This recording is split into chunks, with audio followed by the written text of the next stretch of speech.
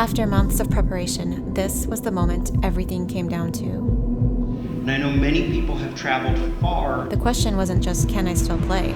to come and see this It was, do I fake it once in a year concert. or tell the truth? So put your hands together if you have traveled beyond Clallam County to come see this show.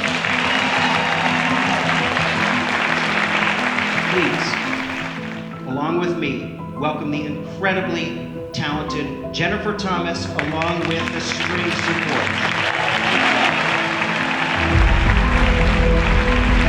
This isn't the story of perfection. It's the story of showing up anyway.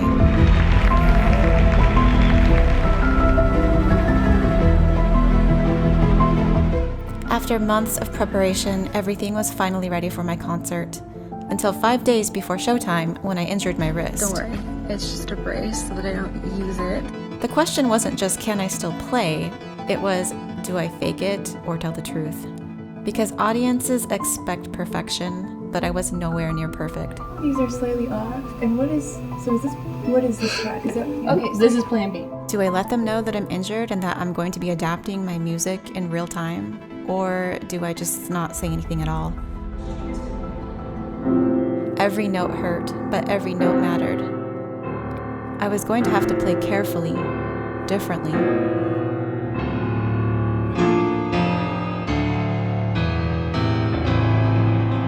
But maybe what I thought was going to be a limitation just might turn out to be a deeper connection. Because sometimes being real reaches people more than being flawless ever could.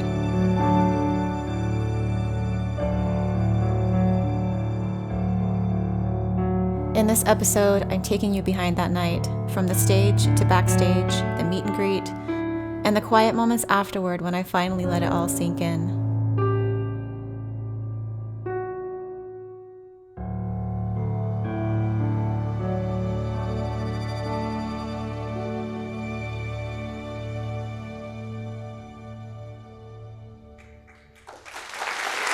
It was a night of pain and gratitude, of imperfection and truth, and ultimately, of choosing to be real.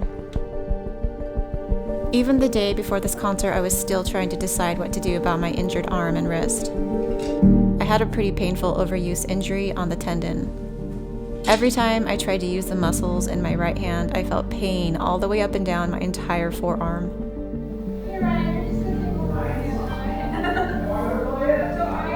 But this concert had been planned for 8 months and was a one-evening-only performance. There was no going back at this point. And my music for this concert was particularly right-hand heavy. Cue me asking myself why I wrote my music this way.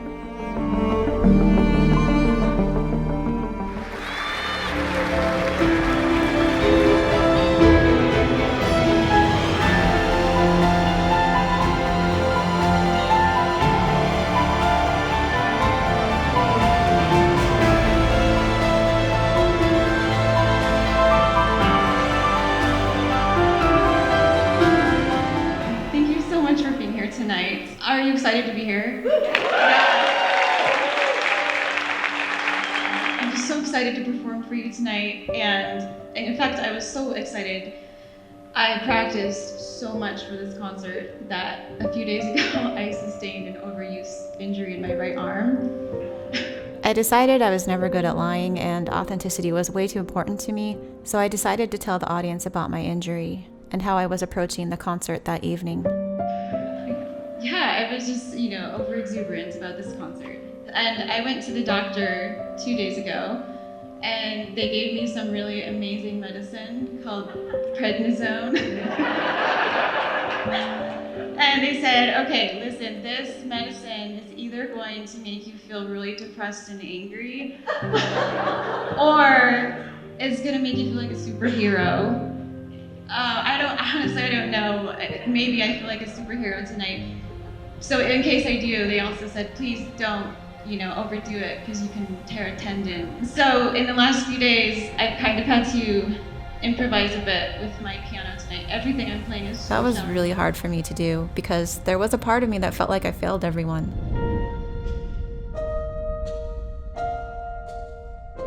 all those who traveled so many miles to be there that night, and yet I wasn't able to play 100% of everything.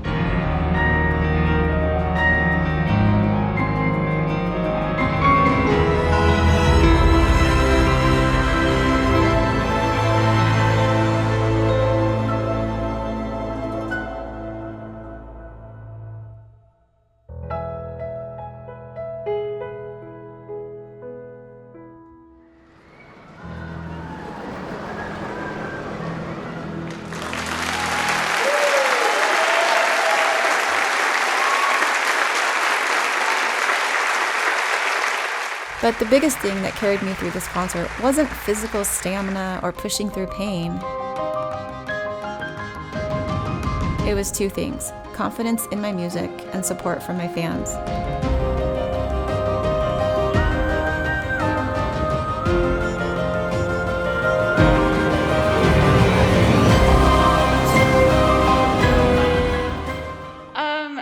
So the next piece that I want to perform is called Just a Teardrop in the Ocean.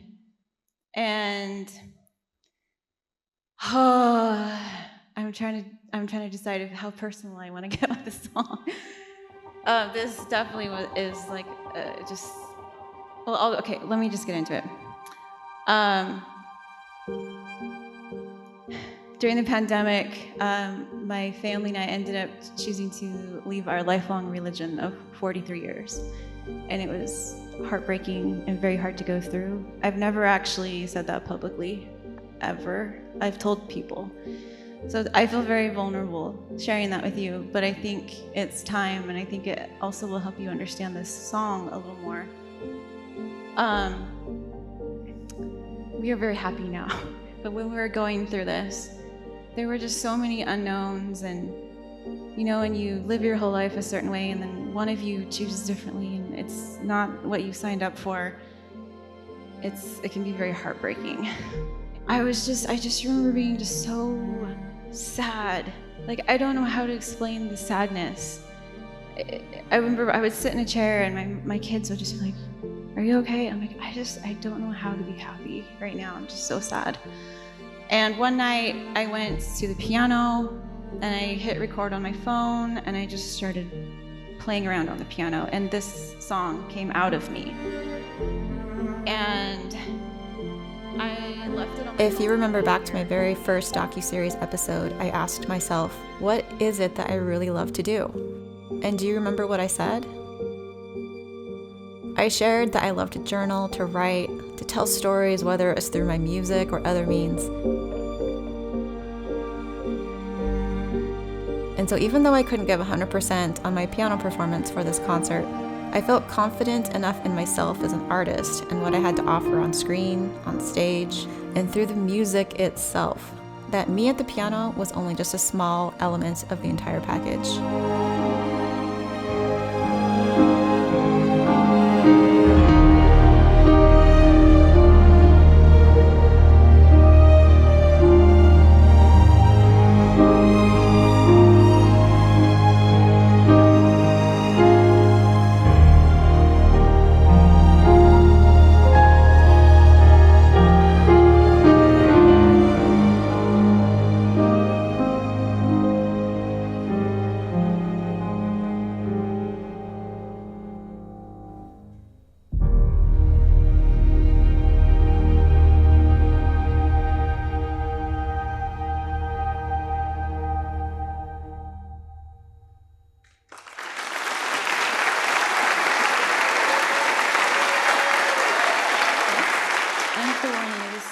Killer. I don't know if I'm going to be able to get through this with my right hand.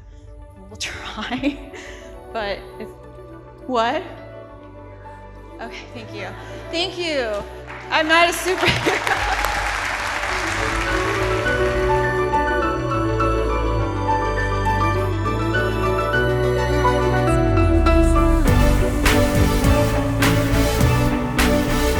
And the fans, they cheered, and they called out words of encouragement from the audience that touched me so much and made me feel so loved and so understood.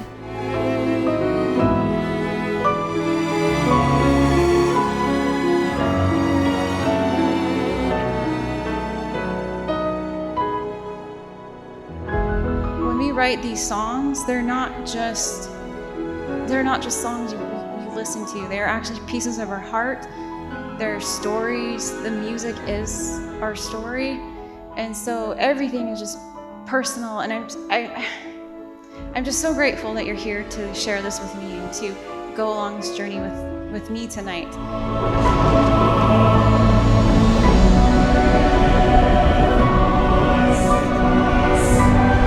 And in the moments when I felt like I wasn't sure if I could get through the next song, they were there for me again.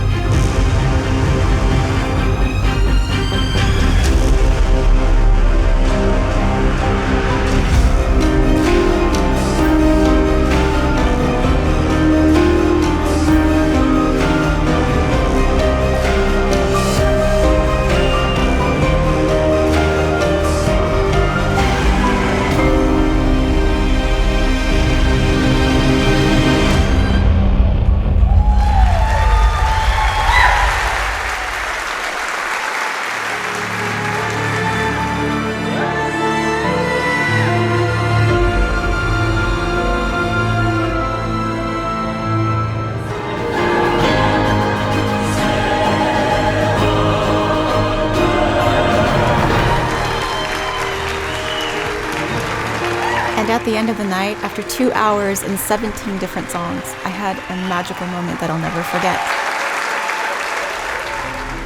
I was doing my encore piece, Illumination, which is an older piece of mine, but I usually play it as my encore. And it was as if all the energy from the crowd was transferred into my hands, and I played that song with 100% of what I had.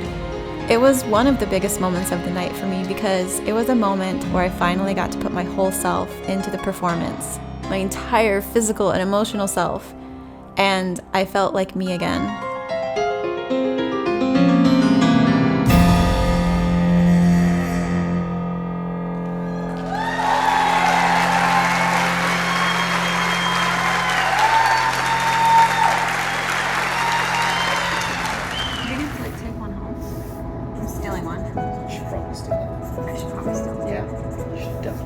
You have to sign it first.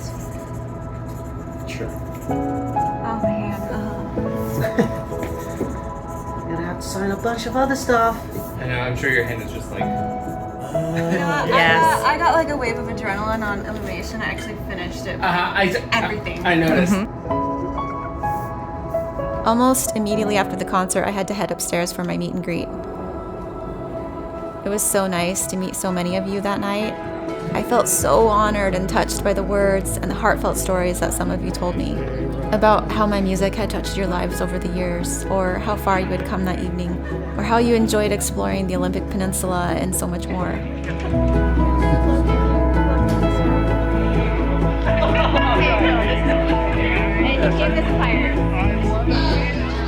just want to thank you all for coming. I feel bad because we started a little bit late. I want to make sure I get to meet all of you.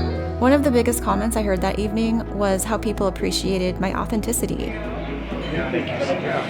I had shared some very personal things from the stage that evening, things I'd never actually shared publicly before. But when I heard how it resonated and to know that I wasn't alone, it just felt really amazing and it really touched me.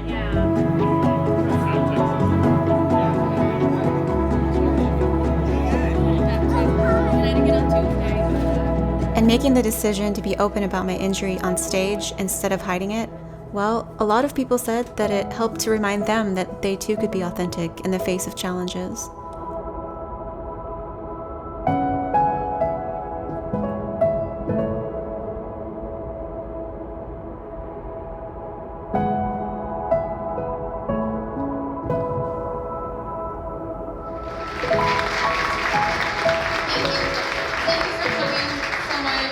I know we're getting kicked out because it's 11, and they were pretty adamant about that. Thank you again for coming. It means the world, and have a great night. Yeah, right there.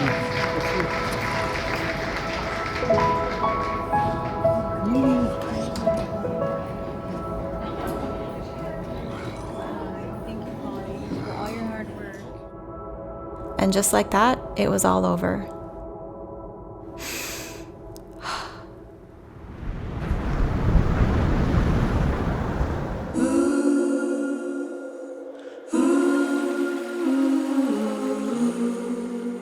There is a real thing called post-event letdown or post-concert letdown.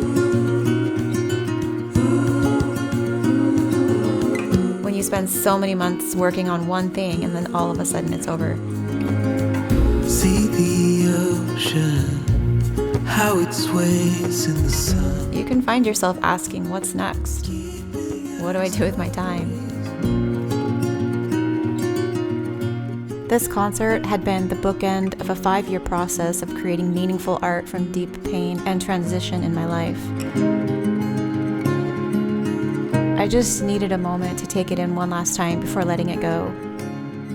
My friend and co-producer Glenn Gabriel had been there with me through it all, and we both definitely felt this need to just have a moment of reflection and release.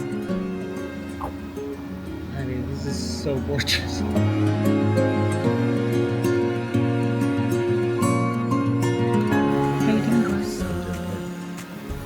Relaxing, taking it all in, having fun. It's Glenn's tree that he likes. Yeah, I would say the tree owns me. But before I could move on to the next, I first just needed to process the now. I needed to breathe.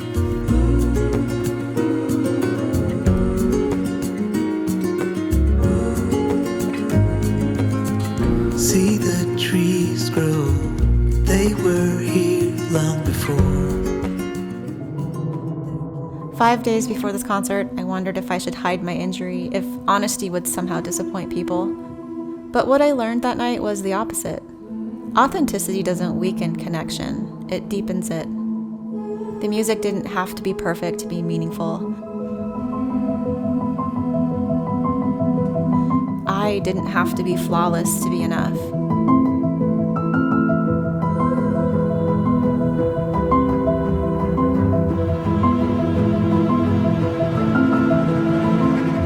Sometimes the most powerful performances aren't the ones without mistakes. They're the ones that remind us we're human.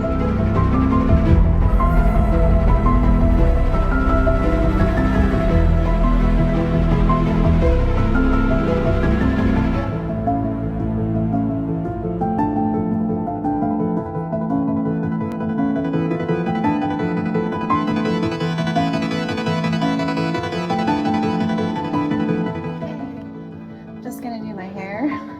Hello. My dressing room.